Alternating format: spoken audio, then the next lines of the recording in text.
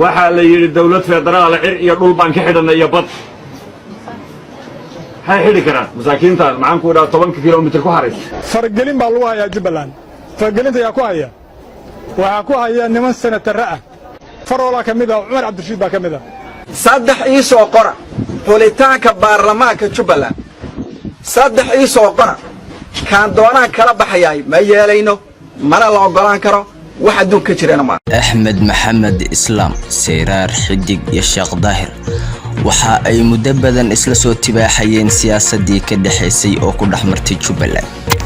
waxa ay soo mareen waqtiyo badan oo iska soo horjeedeen isla markaana ay isku ahaayeen mucaarad hadda si waa saaxiibada isku gudhow siyaasadda waxa ay ka wada joodaan hal meel ah waa hal garab oo wada socda waa sababta ka dhigtay in hal mar ah fikirkooda uu isbedelo siyaasiyiintii lagu ogaa mucaarad waa sababta ka dhigtay in hal saac uu fikirkooda isku bedelo in ay noqdaan garabka Axmed Madoobe haddaan dib ugu noqono hadaladii ay yiraahdeen 2019 waxa ka mid ah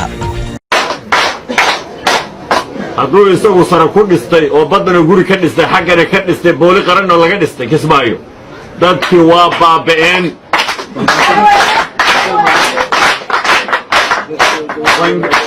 bangiyada dibadda iyo wadamada dariska ay caalamkana laga dhistay maxaan ku dhaqa qasriyaal dadkii waa baaba'een dadkuna ma waardiyeynayaan 4 nin oo iyagu makhaayadu u shidan tahay shacabku ma waardiyeyn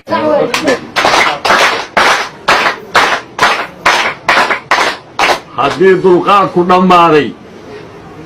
oo kooxdii dulmiga ku socotay ee boobka ku socotay dulmi ka dhammaaday dulqaadkii macnaheedu waxba u socon waay darbigay gaadheen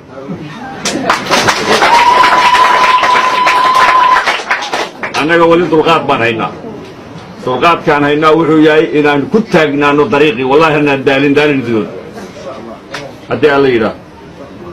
waxaan ogol lahay in miis laysugu yimaado oo la wada hadlo oo laga wada hadlo waxa la leeyahay qofkii ilaahay u qoray bulshadana u garatana u maamulo dalka waxaa la yidhi dawlad federaal cir iyo dhul baan ka xidhanay iyo bad maxay xidhi karaan masaakiintaan maxaan ku idhaha 10 kilomitir ku haraysa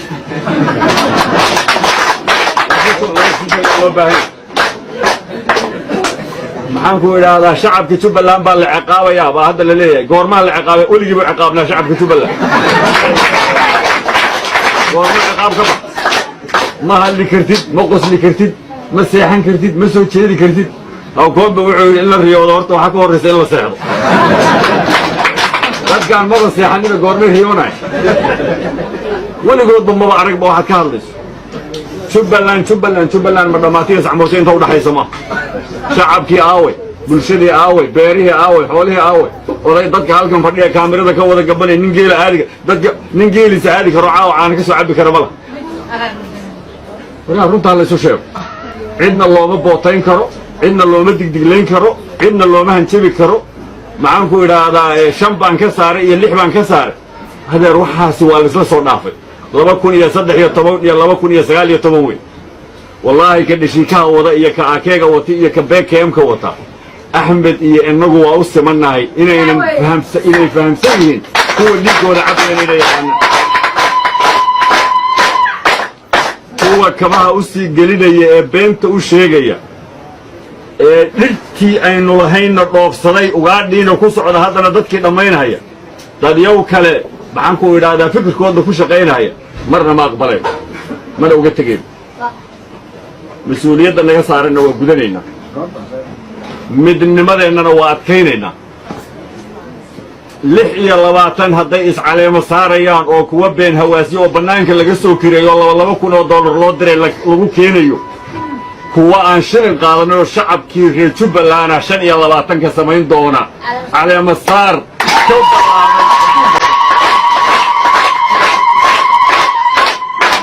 قارين إنه عشان يلا لباتن كبيشة iyo maalinta kale ee la isla garto anigu waxaan soo jeedinayaa reer Jubbaland $2,000 oo tikid loogu darano uma baahna qof walba caagadiisa soo biyowda hotel nama qaado lacago wadamo shisheeye laga soo qaadayna ma wadano hoteelana nama qaadaan bannaan barxad weyn oo aynu isla garanay baan ku caleema saaran doonaa haddii ay caalamka jubbaland nimanka raraya ee colaadda aad mooddo inay ku wadaan dhiga laydinkama yeelayo dadka way soo jeedaan waxaan intaa uga gudbayaa faragelin baa lagu hayaa jubbaland faragelinta ayaa ku haya waxaa ku haya niman senatarra ah oo dawladda federaalka raba inay kala diriraan jubbaland dhexdeeda oo ay rabaan 2020 inay wax ka noqdaan oo ku soo fashilmay runtii wixii loo agimaday nimanka kula diriraya jubbaland waxaan leenahay arrintaas waa ka gudubtay waxaan leenahay colaadda qaarkood waxay joogaan Garowe Faroola ka mid ah Umar Cabdirashiid baa ka mid ah waxaan leenahay jubbaland ma qaado laydinkama yeelayo shaqooyinkiina iyo dawladda federaalka aad ka tirsanaydeen inaad Kismaayo kala dagaalantaan nin annagu kama yeelayno Kismaayo dhaxdeeda in laga kaambeyn gareeyo oo dawladda halkan isbaahisi baa laga dhisay xagee ku dambeeyay isbaahisi halkan laga dhisay isbaahisi halkan laga dhisay oo dawladda federaalka lagu diray oo burburay meel ku dambeeyay yaqaan maanta min laga yeelayaa ma jiraan isbeddelka jubbaland waa inay u diyaar garoobaan jubbaland waa in isbeddel uu ka dhacaa ma aha mid baryo ah ma noqonay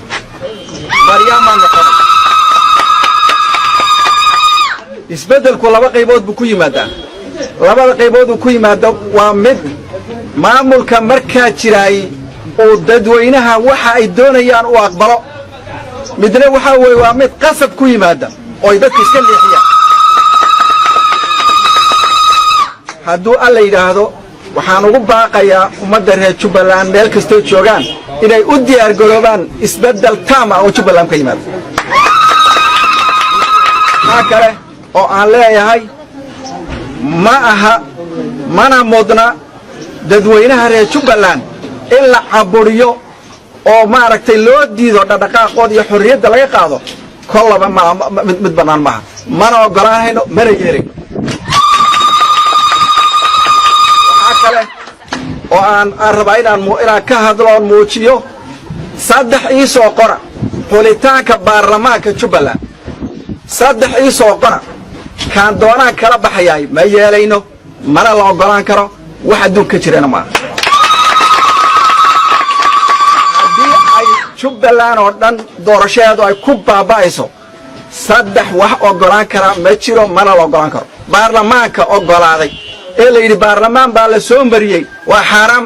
baarlamaanka in la soo mariyaa xaaraam weeye wax aan jirin oo aan la aqbali karin oo xalaal aan ahayn baarlamaan in la mariyaa waa xaaraam 22 May 2020 Francisco oo ah ergeyga midowga Afrika u qaabilsan Soomaaliya oo u waramayay mar uu ka hadlayay qaramada midoobay arrimaha Soomaaliya gaar ahaan Jubbaland ayuu sheegay in heshiiskii dhexmaray Axmed Madoobe iyo siyaasiyiintii kaleba inay yihiin hal beel ah aysan matali karin beesha ay ka dhasheen iyo beelweynta Jubbaland waxaa Jubbaland laga soo dhaweeyay hadalkii Francisco sidoo kale waxaa laga soo horjeestay heshiiskii dhexmaray Axmed iyo saaxiibadii Moja Diiriye Gida Times gobolka Gadow